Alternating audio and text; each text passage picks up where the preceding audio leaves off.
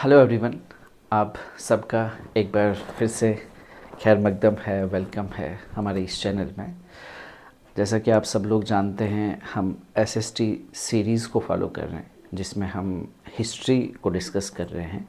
आज जो हिस्ट्री का चैप्टर हम डिस्कस करने वाले हैं that is kingdoms, Kings and early Republic. ठीक, इस चैप्टर को हम डिस्कस करने वाले हैं। क्योंकि मैंने हर लेक्चर में कहा, अभी भी कह रहा हूँ कि ये एक सीरीज़ है एंड सीरीज़ मीन्स कंटिन्यूटी। तो इस हर लेक्चर में हम पिछली जो कड़ियाँ हैं जहाँ से हमारा सफ़र शुरू होता है उसको कनेक्ट करने की कोशिश रहे, ताकि जो एक फ़्लो है वो बना रहे। इसमें फ़ायदा क्या है? इसमें फ़ायदा ये है कि एक अंडरस्टैंडिंग, वो जो धागा है, अंडरस्टैंडिंग का जो वो फैब्रिक है, वो एक धागा है, वो कंटिन्यूटी के साथ आगे बढ़ रहा है। तो जिसमें आपको रट्टा मारने की ज़रूरत नहीं है, बल्कि आपकी अंडरस्टैंडिंग जो है वो हिस्ट्री को लेके बड़ी पक्की हो जाती है, बड़ी अच्छी हो जाती है। और कई लोग जो हिस्ट्री को बोरिंग समझते हैं, वो जब इस तरह से हिस्ट्री को पढ़ते हैं तो बड़ा इंटरेस्टिंग मालूम होता है उनको, और होना भी चाहिए, क्योंकि हिस्ट्री वाकई में एक इंटरेस्टेड सब्जेक्ट है। क्योंकि मैंने बताया था पहले ही आपको कि इस सब्जेक्ट में हम खुद के बारे में पढ़ रहे होते हैं, अपने अतीत, अपने गुजरे हुए कल के बारे में हमें इन्फॉर्मेशन पता चलती है। हमें मालूम होता है कि हमारा जो सफ़र यहाँ तक है वो सफ़र कैसा है, किन किन पड़ाव, किन किन कड़ियों से होते हुए हमारी ज़िंदगी चली आई है और आज हम यहाँ पे खड़े हैं। ठीक है, तो जैसा हमने उसी सफ़र की, उसी जर्नी की अगर हम बात करें तो आपको पता है कि हमने शुरू किया था हंटिंग गैदरिंग से। धीरे धीरे हम आगे बढ़े, हमें एग्रीकल्चर का नॉलेज हुआ, हमें डोमेस्टिकेशन ऑफ एनिमल्स का नॉलेज हुआ, शहर बसे, गांव बसे। ठीक है ना, तो उस सफ़र को, उन्हीं कड़ियों को हम आगे लेते जा रहे हैं। उसी को अगर हम एक दूसरे हिसाब से समझने की कोशिश करेंगे तो आप मान के चलो कि हमारा जो सफ़र शुरू हुआ वो कहाँ से हुआ? स्टोन एज से। स्टोन एज से हम आगे आए, फिर एक नया दौर आया जिसको कह सकते हैं हम, एक ऐसा टाइम पीरियड आया जिसको कह सकते हैं हम चालकोलिथिक एज। वहाँ से और आगे बढ़ गए तो ब्रॉन्ज एज।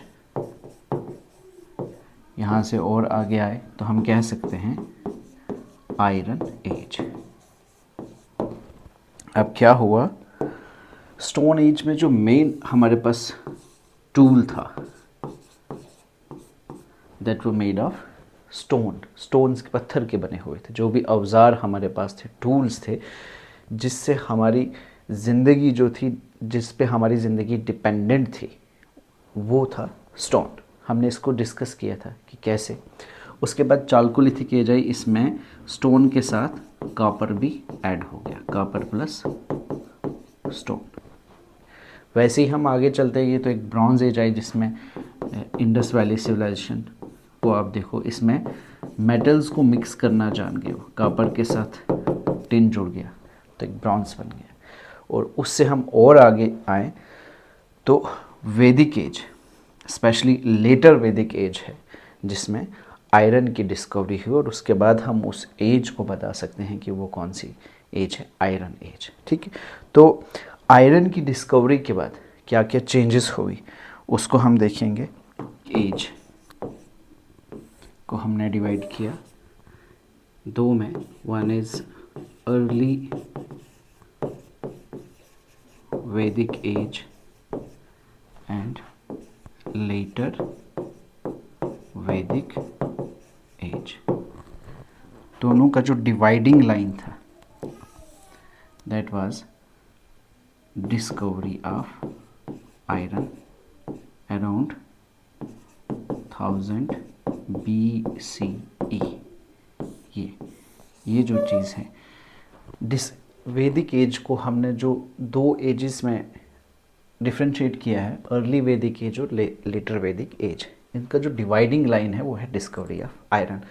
हमने इस अर्ली वैदिक एज को पढ़ा भी, थोड़ा सा मैं इसके बारे में बताऊंगा, फिर हम उस पे आएंगे।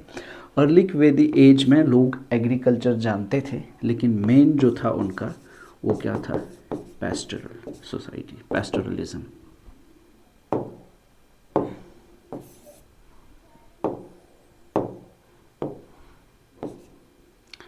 पैस्टोरल सोसाइटी मतलब पशुपालन पे ज़्यादा डिपेंड थे, जबकि वो एग्रीकल्चर जानते थे, ठीक।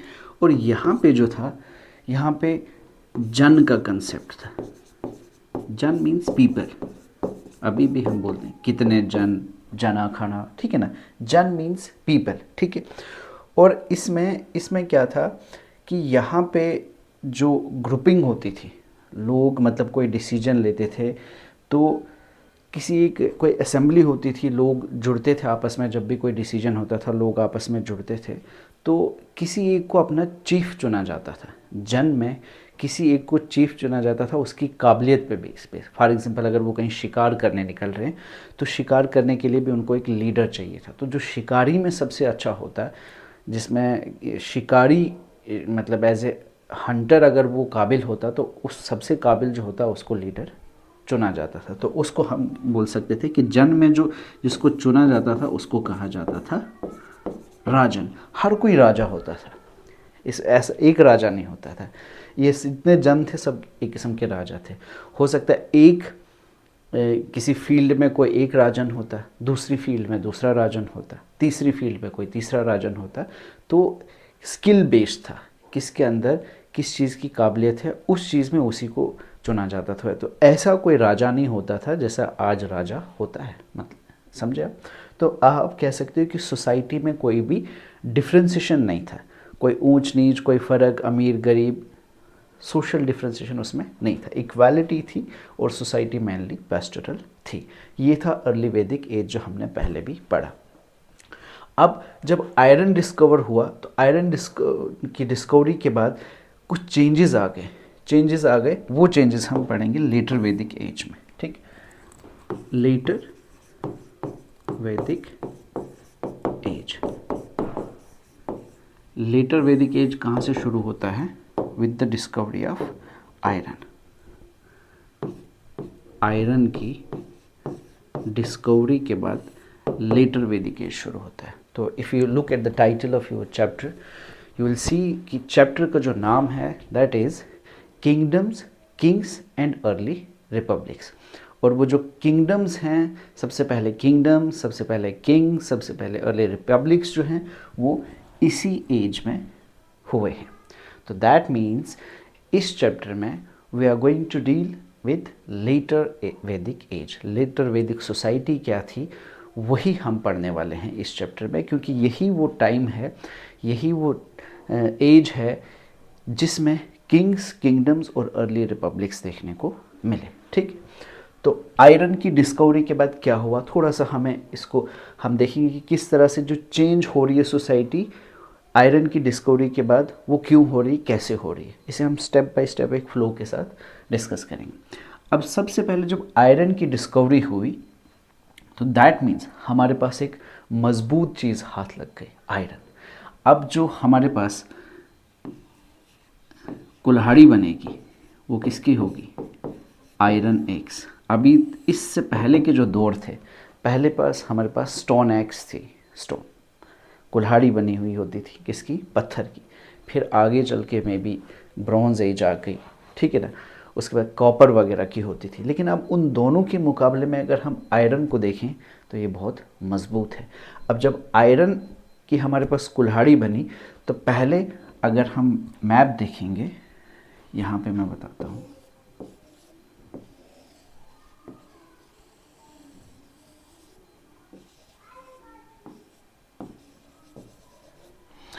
पहले हम ज़्यादा जो हम लोग रहते थे वो किस एरिया में रहते थे, नॉर्थ वेस्ट में। ये एरिया ज़्यादा था क्योंकि यहाँ पे क्या थी, जंगल वाला एरिया ये नहीं है। यहाँ पे लकड़ी जंगल काटने की ज़रूरत नहीं थी, है मतलब ज़मीन चाहे रेगिस्तान टाइप की थी, वाटर अवेलेबिलिटी था और ज़मीन वो पेड़ काटने की ज़रूरत नहीं थी, पानी था, हमें सिर्फ फसल उसमें बोना था, इसलिए यहाँ ज़्यादा सोसाइटी पेस्टोरल भी थी, पशुपालन पे था, क्योंकि एग्रीकल्चर प्रोडक्शन उतनी ज़्यादा नहीं थी, रेगिस्तान वाला इलाका है अभी भी अगर आप देखोगे। अब ये इलाका जो था, ये वाला इलाका, ये जंगल वाला इलाका है। क्यों? क्योंकि यहाँ पे नदियाँ बह के काफ़ी पानी भी लाती है ये इलाके में, ठीक है। फ्लड प्लेन्स का एरिया है ये। अब जब लकड़ी, ये जो आयरन डिस्कवर हुआ, उसके बाद हमने इसकी कुल्हाड़ी बनाई, तो ये जो पेड़ थे, ये पेड़ हमने क्या किया, काटने शुरू कर दिए। ये पेड़ जब कटने शुरू हो गए तो क्या हुआ, आयरन एग्स के बाद क्या हुआ, पहली चीज़ clearing of forest. Clearing of forest हुई। जब ये पेड़ कटे तो अब इसके नीचे की जो ज़मीन थी, बहुत ज़रखेज़ ज़मीन थी, वो हमें अवेलेबल हो गई। तो लैंड अवेलेबिलिटी हमारी क्या हो गई, ज़्यादा हो गई। लैंड अवेलेबिलिटी हमारी इंक्रीज़ हो गई, हमें दरियाफ्त ज़्यादा ज़मीन हुई जिस पे हम एग्रीकल्चर कर सकते थे। उसके बाद इससे पहले की जो हल थी, जो फावड़ा था, वो लकड़ी का था, वुडन प्लोशर। अब किसका बन गया, आयरन का। तो जिस एरिया में मिट्टी जो सख्त थी, क्लेई सॉइल जो थी, उसको भी हम टर्न ओवर कर पाए। आयरन प्लोशेयर जो था, PL,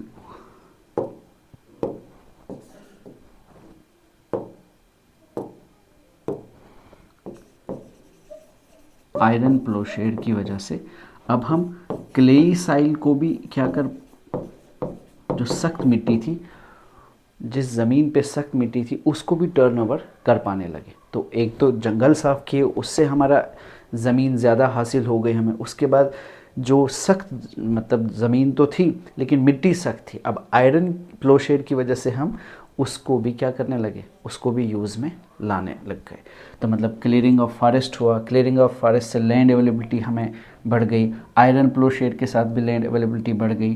तो उसके साथ हम कह सकते हैं कि वाटर तो था ही हमारे पास।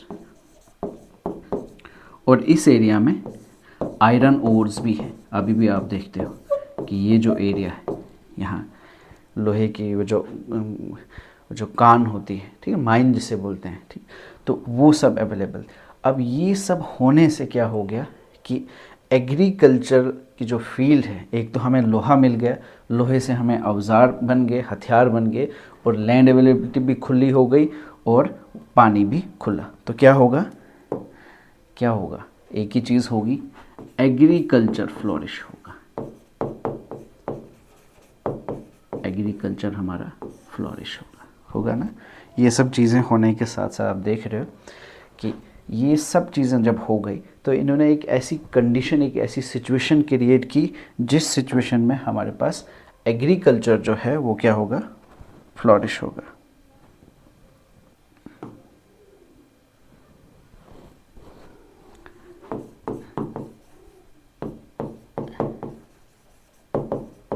एग्रीकल्चर फ्लोरिश होगा। क्यों एग्रीकल्चर, आप समझ गए। तो दैट मीन्स जो अर्ली वैदिक सोसाइटी थी वो ज़्यादा किस पे डिपेंडेंट थी, पशुपालन पे। लेकिन लेटर वैदिक सोसाइटी अब किस तरफ जा रही है, चली गई एग्रीकल्चर की तरफ। ऐसा नहीं कि पशुपालन को छोड़ रही है, नहीं, वो भी हैं, लेकिन जो मेजर इनका ऑक्यूपेशन है वो अब क्या हो गया, एग्रीकल्चर, जबकि उनका मेजर ऑक्यूपेशन क्या था, पशुपालन। तो ये एक शिफ्ट हो गया। लेकिन इसका जो रीज़न था वो क्या था, डिस्कवरी ऑफ आयरन। अब देखो इस आयरन की डिस्कवरी से ही किस किस तरह से समाज बदल गया, अब देखोगे आगे। अब जब एग्रीकल्चर बन गया, एग्रीकल्चर की हमारे पास फ्लोरिश हो रहा है, तो पहले जो थी हमारे पास ज़रूरत की चीज़ें होती थी, सिर्फ जिस चीज़ की जितनी ज़रूरत हमें होती थी उतना हम मतलब हमारी प्रोडक्शन उतनी ही होती थी, जितनी बनती थी उसे हम कंज्यूम कर लेते थे, हमारे पास बचता कुछ नहीं था। लेकिन अब जब हमारे पास ऐसी सिचुएशन आई जहाँ पे लैंड खुली डुली, जहाँ पे पानी खुला डुला, जहाँ पे औजार खुला डुला, तो अब हमारे पास जो प्रोडक्शन होने लगी वो सरप्लस। सरप्लस क्या होता है, मतलब ज़रूरत से ज़्यादा, जितना आप खा सकते हो उससे ज़्यादा आप प्रोड्यूस करके, उससे ज़्यादा की पैदावार हो गई। अब सरप्लस आ गया ना, तो ये सरप्लस ही दिक्कत हो गई। अब मैंने पहले ही बोला था आपको कि जब बेसिक नेसेसिटीज़ पूरी हो गई तो फिर इंसान दूसरी तरफ जाता है। अब मान लो इससे क्या हो गया, एक सोसाइटी डिवाइड, कुछ लोग ऐसे किस्मतों से ये कुछ ऐसी फेवरेबल सिचुएशंस आ गई कुछ लोगों के पास कि जिनके पास क्या हो गया, ज़्यादा हो गए, और कुछ लोग ऐसी जगह रहे कि जिनके पास या तो उनकी ज़रूरत तक ही जितनी उनकी ज़रूरत थी या जितना उनकी पैदावार थी उतना उनकी ज़रूरत भी थी वो ख़त्म हो गई, या कुछ लोगों के पास कमी भी रह गई, जिसकी वजह से सोसाइटी जो थी वो एक मतलब उसमें एक वो क्या बोलते हैं, एक डिफ्रेंशिएशन आ गया। सोसाइटी डिवाइड हो गई इनटू रिच एंड पुअर, हम कह सकते हैं। कुछ लोग अमीर हो गए, जिनके पास सरप्लस रहा वो अमीर रह गए हो गए, और जिनके पास ज़रूरत के हिसाब से या उससे कम ही प्रोडक्शन हुई तो वो क्या बन गए, गरीब हो गए। अब अमीर क्या करता, अब सोशल डिफ्रेंसिएशन तो हो गई, अमीर गरीब आ गए, लेकिन अमीर अब करता क्या, उसका तो अब इनसे कुछ अलग होना चाहिए था, है ना। जैसे गरीब वैसे अमीर तो पॉसिबल नहीं था। तो अब वो चाहता था, पहले ज़माने में सब क्या थे, राजा थे, तो अब लेकिन वो क्या चाह रहा है कि अब लोग जाने मुझे, पहचाने, मेरे पास ज़्यादा है, कंट्रोल मेरे पास हो, थोड़ा मेरा दबदबा रहे। तो यहाँ से एक और चीज़ भी आप देख सकते हो कि अभी तक जो सोसाइटी थी उसमें जो हेड चुना जाता था वो काबिलियत, किसी स्किल के बेस पे चुना जाता था, लेकिन अब जो आगे सोसाइटी बनने वाली है, काबिलियत तो होगी लेकिन एक शुरुआत ये भी होगी कि किसके पास मटेरियल ज़्यादा है। अब सोसाइटी धीरे धीरे उस तरफ जाएगी कि जिसके पास प्रोडक्शन, जिसके पास माल ज़्यादा है, अब राज जो है वो करने वाला है। ठीक, रिच का चाहता है कि मैं पावर में आऊँ, लोग मुझे एक्सेप्ट करें मेरे में कि ये आदमी जो है, ये इंसान, ये शख्स जो है, ये कुछ अलग है हमसे, ठीक ना, तभी तो उसकी कुछ वाहवाही होगी। अब वो अलग कैसे होगा, अलग होने के लिए, कुछ बड़ा बनने के लिए, राजा बनने के लिए उसे कुछ ऐसी चीज़ करनी पड़ेगी जो बाकियों से क्या होगी, अलग होगी, जो सब लोग नहीं कर पाए। तो क्या सिस्टम शुरू हुआ, सैक्रिफाइसेस, बलि चढ़ाने का सिस्टम शुरू हुआ। ठीक, अब देखो ना, ऐसा भी है कि मैं खुद से ही अगर मैं कुछ बोलने लग जाऊं कि अब मैं बड़ा आदमी हूं, मैं राजा बन गया, तो लोग मानेंगे क्या उसे। तो मतलब उन सब चीज़ों के साथ साथ कुछ कुछ रिचुअल्स होने चाहिए, कुछ सेरेमनीज़ होने चाहिए, ठीक है ना। आप अभी तक देख रहे हो कि किसी भी चीज़ को समाज तब एक्सेप्ट करती है जब उसके साथ कुछ सेरेमनी, कुछ बिलीफ सिस्टम, है ना, कुछ रिचुअल्स जुड़े हों, ठीक है ना। अब देखो, एक लड़का और लड़की में कितनी भी प्यार मोहब्बत हो, है, कितना भी इश्क हो, कितना भी मतलब बड़े बड़े लफ्ज़ कह दो, कुछ भी हो, लेकिन जब तक वो 7 फेरे न ले, जब तक निकाह के कागज़ पे कबूल हो ना हो, मतलब वो सेरेमनी ना हो, तो समाज उनको एक्सेप्ट नहीं करेगा। ठीक है, आपने कितनी बड़ी बड़ी कहानियाँ सुनी, हीर रांझा की, रोमियो जूलियट की, ठीक, लेकिन वो सेरेमनी नहीं हुई तो लोगों ने एक्सेप्ट नहीं किया। समझ रहे हो आप बात को। तो वैसे ही जो इंसान अब चाहता है कि मुझे राजा बनना है, तो वो खुद से बोलने लग जाएगा, या वो कितना उस वैसे थोड़ी बनेगा, तो उससे रिलेटेड कुछ रिचुअल्स होने चाहिए। क्या होने चाहिए, रिचुअल्स, कुछ ऐसी रस्में, कुछ ऐसी रस्मों रीत चलेगी, जैसा वो फिर जाके उसको एक किस्म के अथेंटिकेशन मिलेगी, एक सर्टिफिकेट मिलेगी, हाँ अब ये ऐसा हो गया। तो अब वो रिचुअल्स कौन करेगा, परफॉर्म करेगा, वो करेगा प्रीस्ट, पुजारी। क्योंकि प्रीस्ट, पुजारी जो है, ये लोगों के बिलीफ सिस्टम के साथ जुड़ा है। ये जो कहेगा लोग उस बात को मानते हैं, हाँ जी अब तो पंडित जी ने कह दिया, ठीक है ना, अब तो पुजारी जी ने कह दिया, तो ये बात फिर बात सही होगी। तो प्रीस्ट ने इस रिच को क्या कहा कि आपको क्या करनी पड़ेगी, बलि देनी पड़ेगी। ठीक है, तो एक बलि शुरू हुई जिसको हम कहते हैं अश्वमेधा।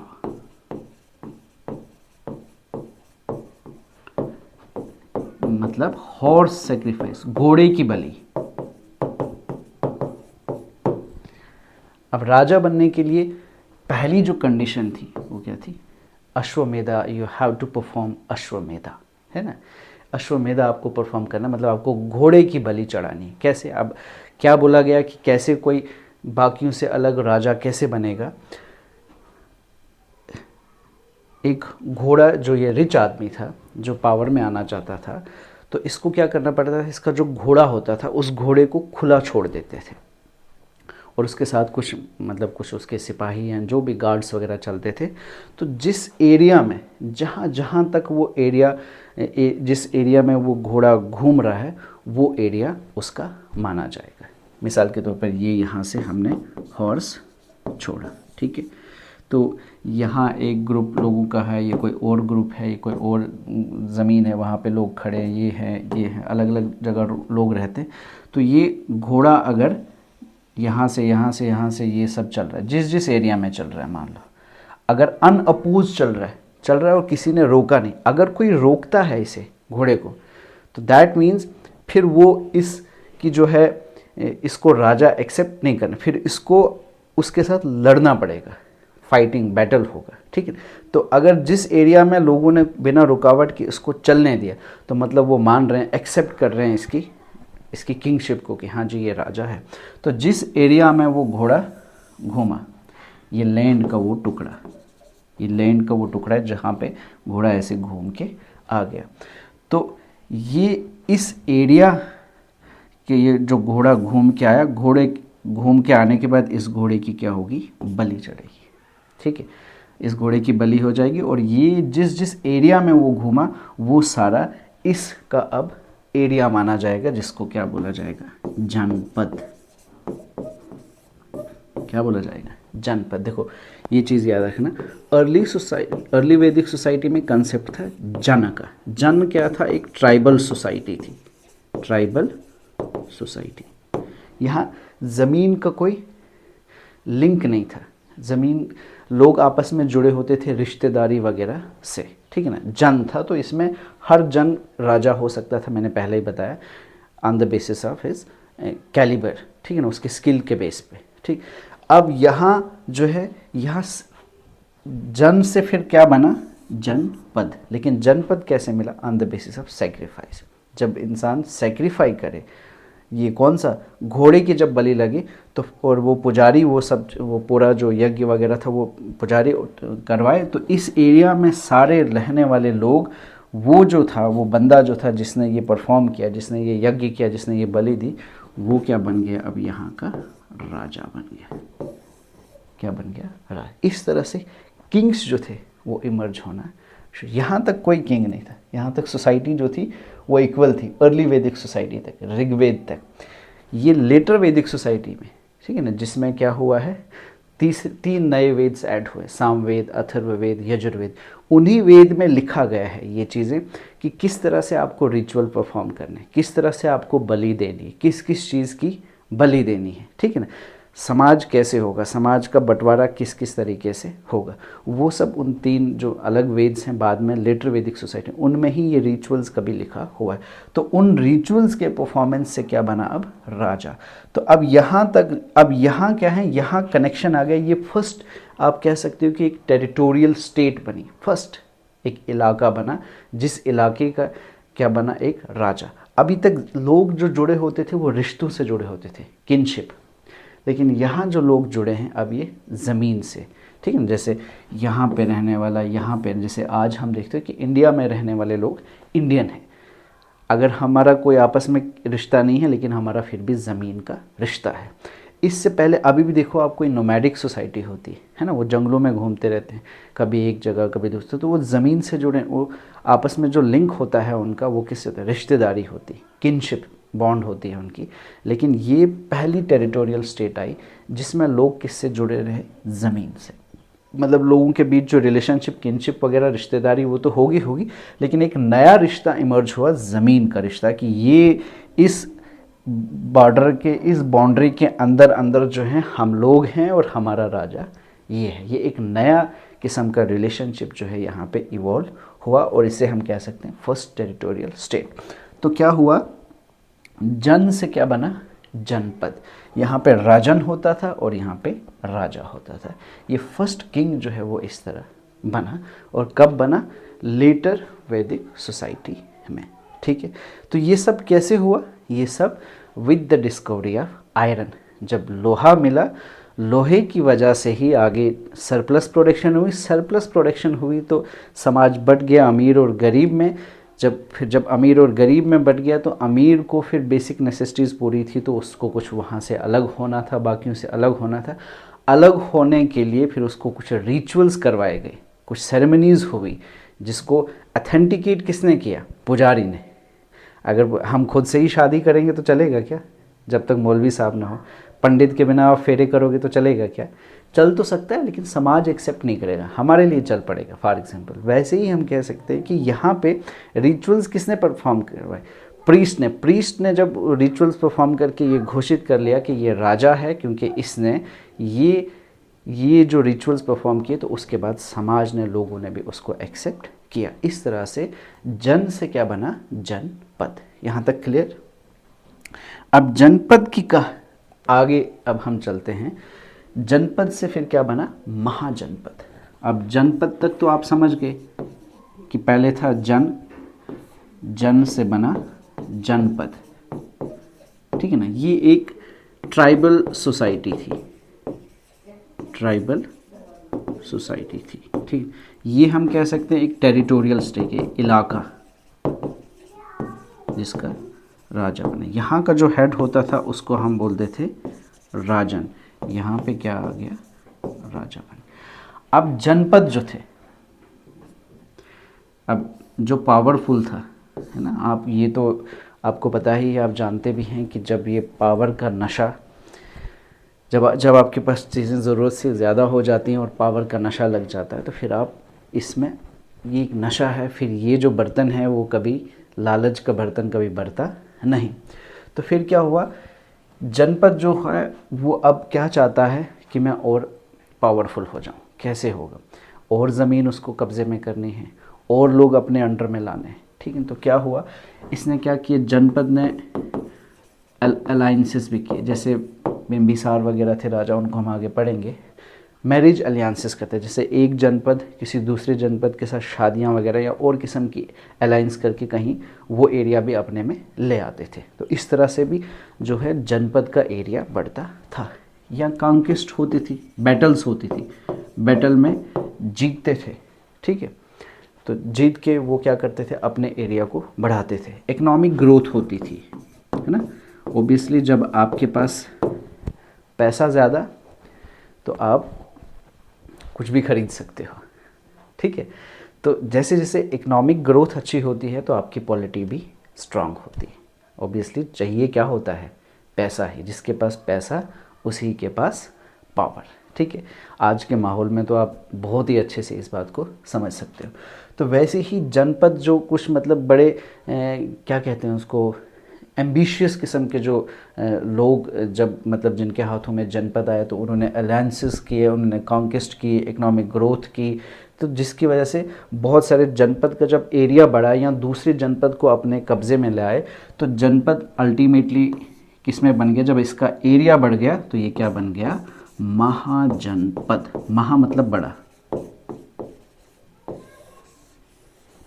तो हम जन से शुरू हुए थे, जन से बना जनपद और जनपद से बना महाजनपद, ठीक है।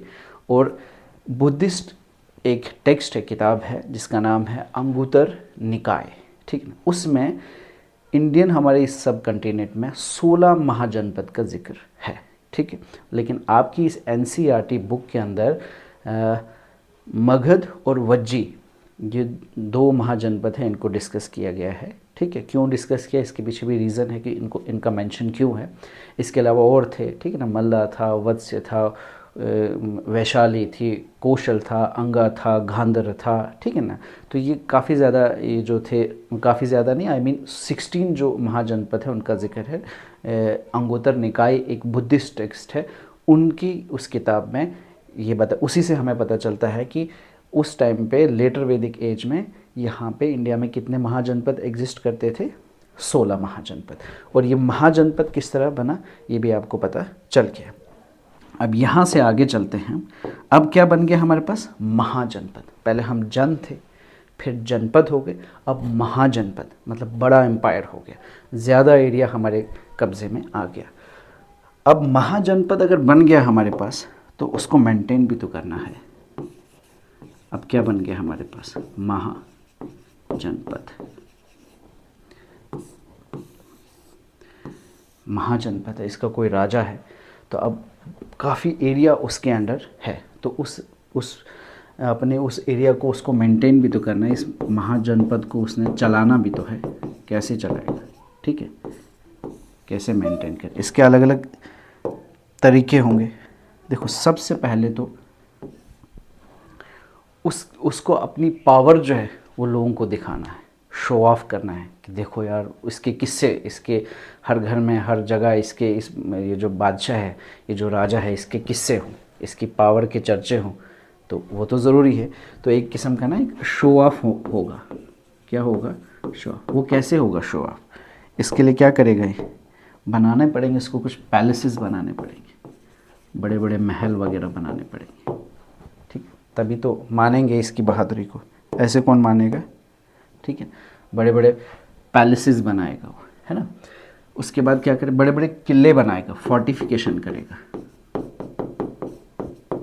फोर्ट्स बनाएगा, ठीक है ना। वो इसमें है कि ये किसके बनेंगे, वुड के भी बनेंगे, स्टोन के भी, ठीक है ना, और उसके बाद ब्रिक्स वगैरह उसके भी।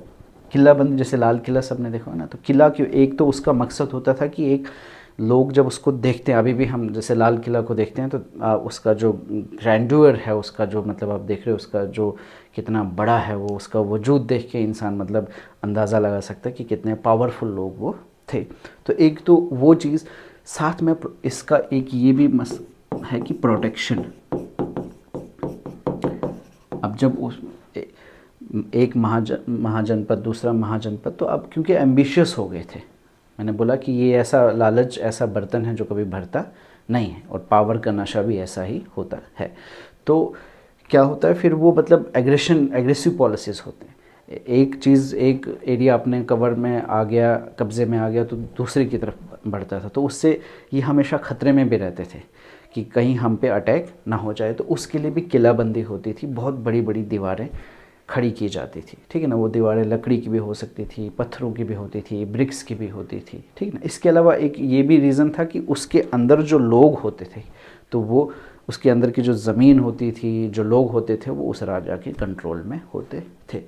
तो अब क्या, एक शो ऑफ करना था, जिसके लिए महल बनना शुरू हो गए, बड़ी बड़ी बिल्डिंग्स बनाना शुरू कर दी, उसके बाद किलाबंदी शुरू हो गई, ठीक है ना। और उसके बाद अब जब इतना बड़ा एरिया है और उसकी बाउंड्री भी है, तो उसको बचाने के लिए अब आर्मी भी तो चाहिए, ठीक। तो क्या हो गया, स्टैंडिंग आर्मी शुरू हो गई। पहली बार स्टैंडिंग आर्मी होती है कि जहाँ पे आप आर्मी को रिक्रूट करते हो, उनको तनख्वाह देते हो। इससे पहले जो अर्ली वेद, जहाँ पे जंग का कंसेप्ट था, वहाँ अगर कहीं बैटल भी होता था तो सब लोग मिल के निकल जाते थे, अपना एक लीडर चुनते थे जो बैटल में अच्छा हो, वो उस टाइम उनका राजा होता था, ठीक। स्टैंडिंग आर्मी नहीं होती थी, जो लूट के लाते थे वो सब में बांटते थे, तो जो लोग होते थे सबको निकलना पड़ता था। लेकिन यहाँ पे स्टैंडिंग आर्मी, अब आम लोग को लड़ाई नहीं करनी, इस राजा ने तनख्वाह देके अपनी एक आर्मी रिक्रूट की है, उसी को हम कहते हैं स्टैंडिंग आर्मी, ठीक। जो इसके बॉर्डर्स को क्या कर रही है, प्रोटेक्ट कर रही है, और इसकी भी देखभाल कर रही है, इसके किले वगैरह जो है उनकी देखभाल कर रही है।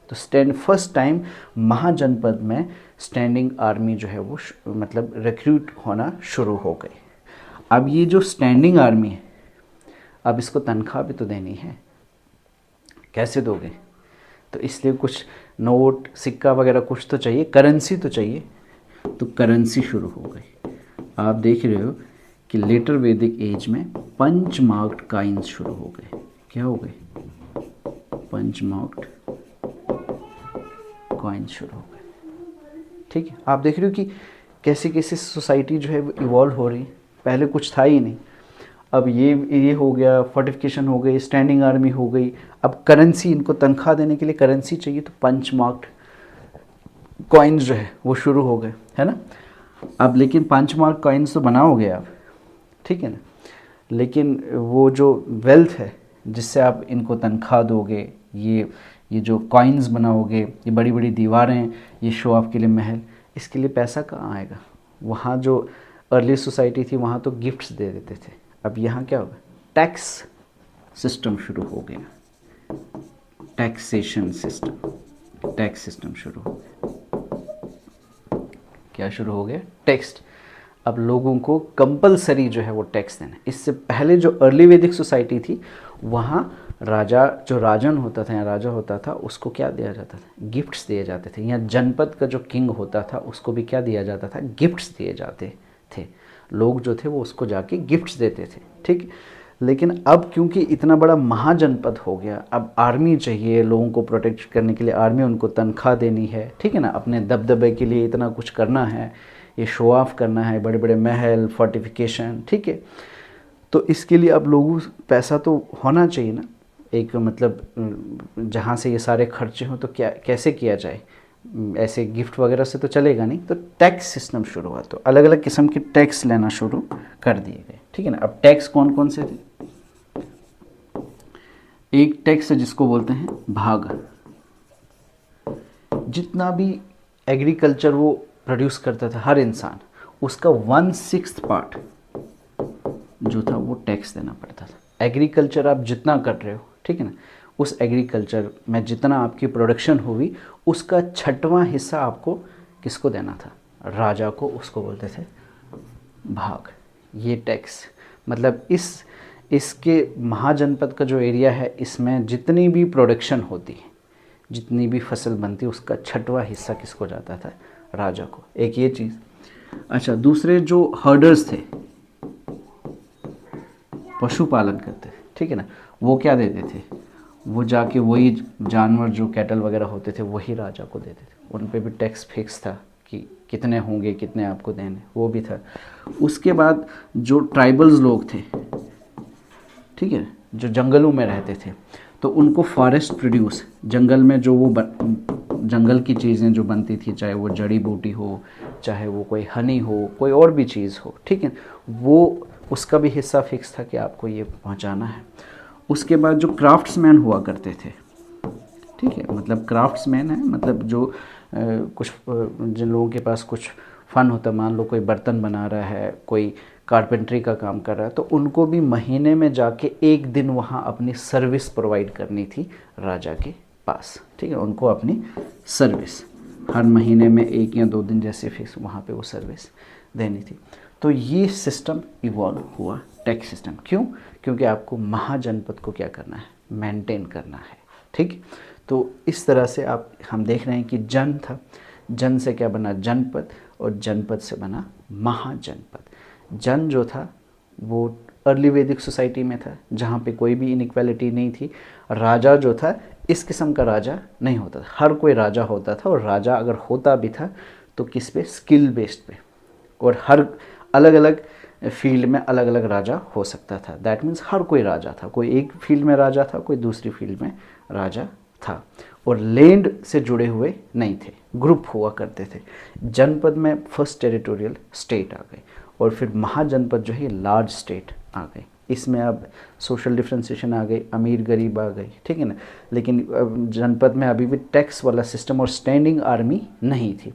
जबकि अब महाजनपद जब आ गए और लोग एम्बिशियस हो गए, तो उसके बाद किल्लाबंदी शुरू हो गई, महल बनना शुरू हो गया, टैक्स सिस्टम शुरू हो गया, आर्मी रखना शुरू हो गया, ठीक है।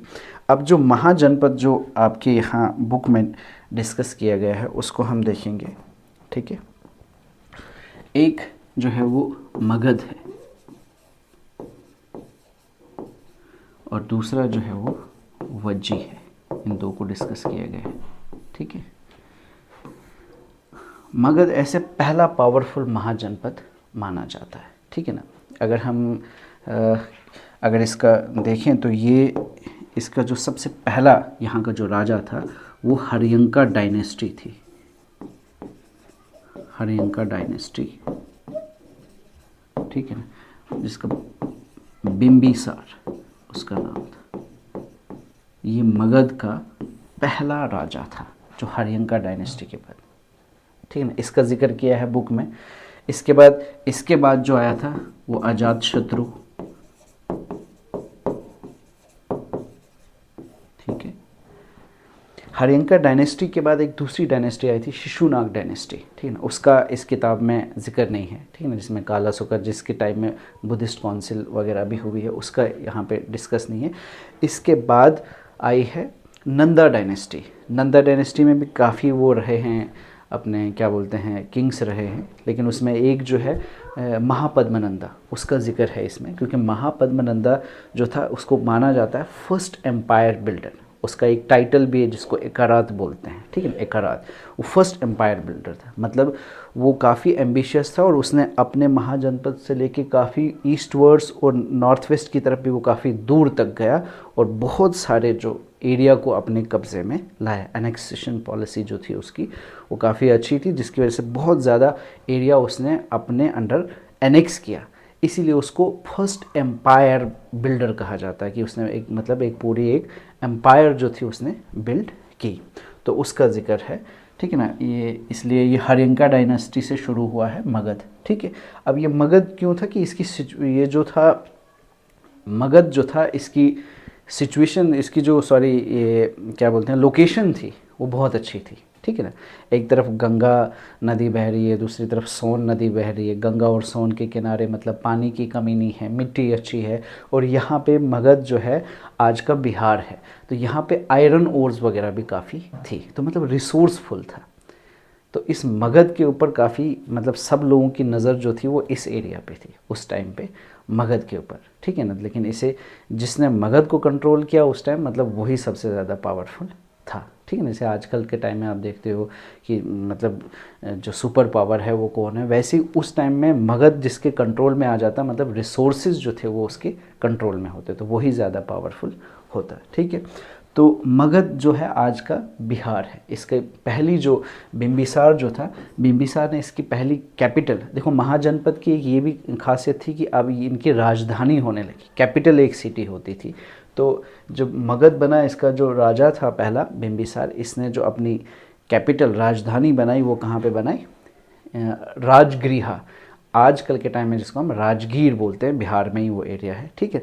बाद में आगे चल के वो शिफ्ट हुई, ठीक है ना, पाटलिपुत्र में, ठीक है ना, बाद में जो हुई शिफ्ट पाटलिपुत्र, जिसे आजकल के बिहार में पटना बोलते हैं, ठीक है।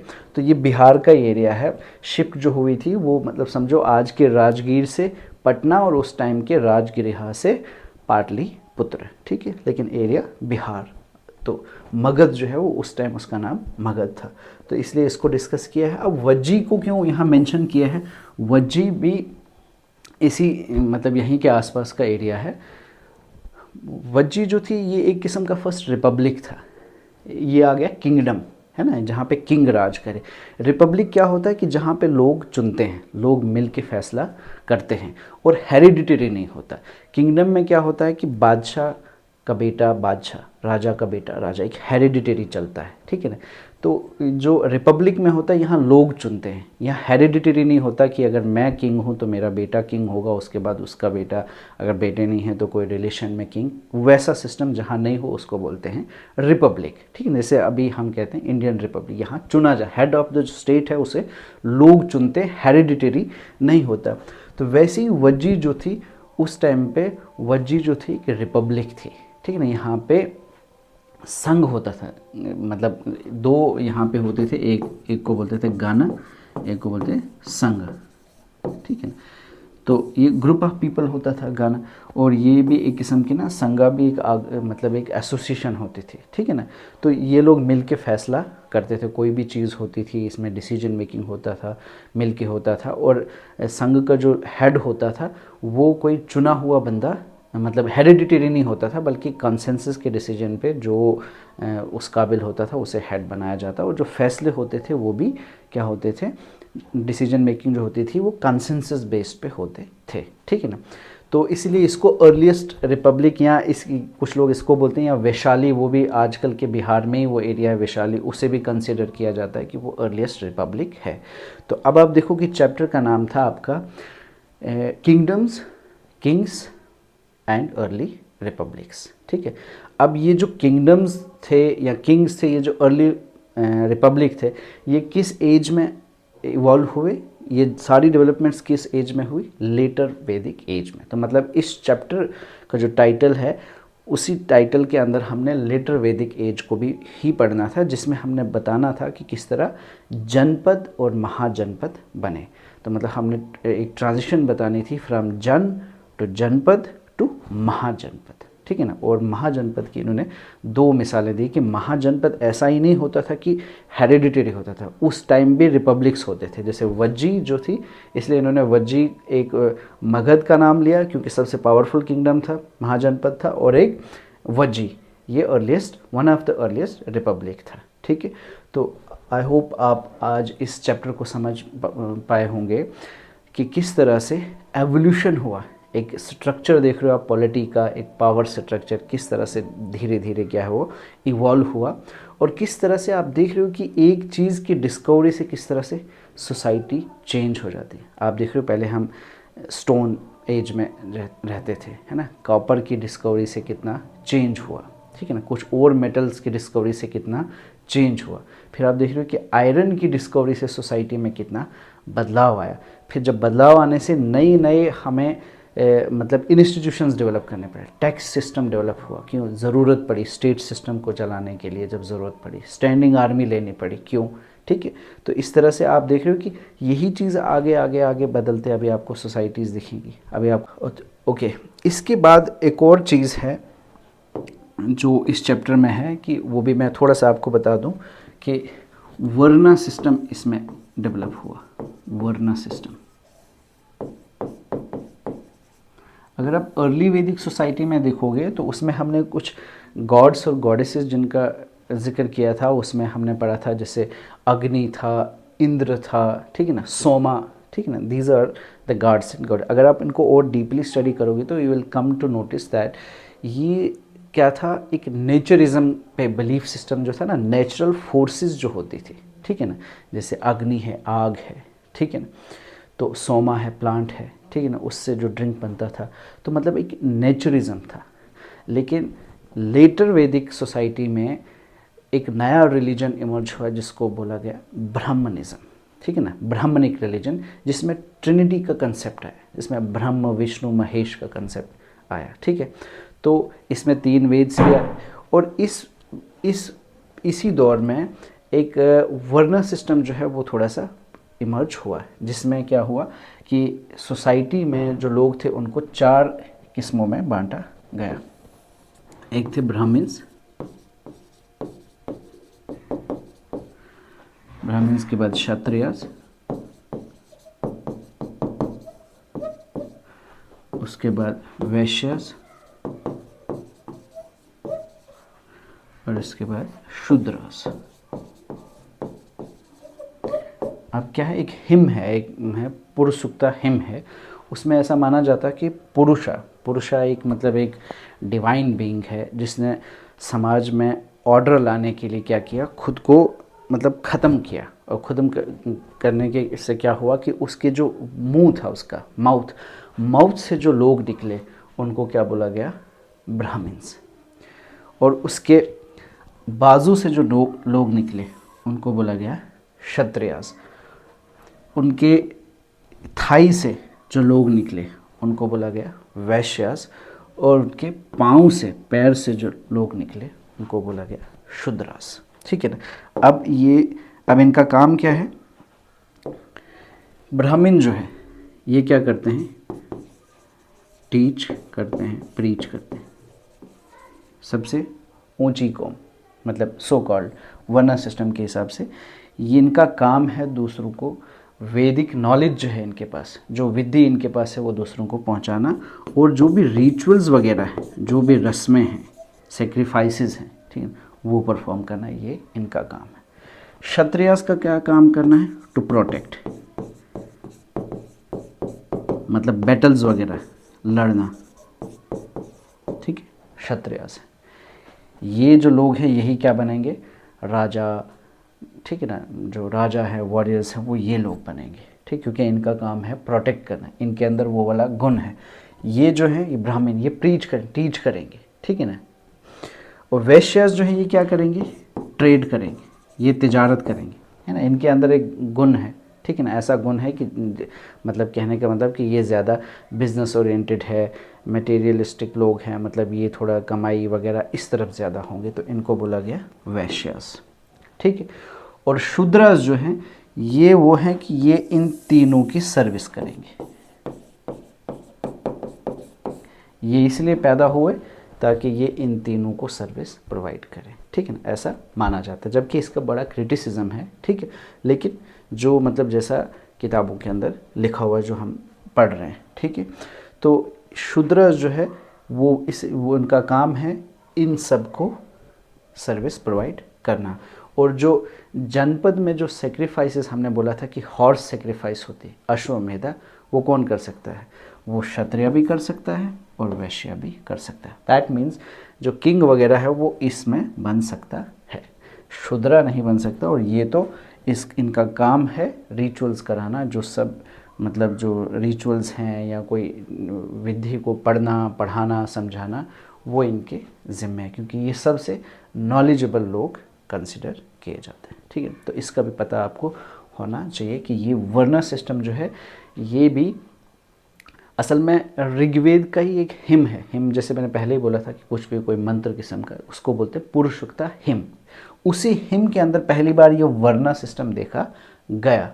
लेकिन ये वर्ण सिस्टम सोसाइटी के अंदर मतलब जो एक बोलो आप एप्लीकेबल, वो कब हुआ? लेटर वैदिक सोसाइटी में, जिसमें ब्राह्मणिक रिलीजन जो था उसकी शुरुआत हो गई, ठीक है। अब इसमें ब्राह्मणिक रिलीजन में क्या था? सेक्रीफाइसेस का बहुत ज़्यादा था, बलि, मतलब किसी भी किस्म की बलि आप सेक्रीफाइसेस देखोगे तो बहुत था, ठीक है ना। तो जिसकी वजह से जो गरीब लोग थे उनके लिए मुश्किल हो रहा था कि वो बलि चढ़ाएं या अपना पेट पालें, ठीक है ना। तो आप देख रहे हो कि अगला जो चैप्टर है उसमें यही आ गया कि अब इस ब्राह्मणिज्म के रिएक्शन में कुछ लोग खड़े हो गए, जैसे बुद्धा है, जैन है, तो नए रिलीजन इमर्ज हुए, जैसे आप बुद्धिज़्म कह सकते हैं, Jainism. That we are going to discuss in the next video, ठीक है ना। तो आज के लिए आई गेस इतना काफ़ी है। Will see you in the next video. Thank you so much.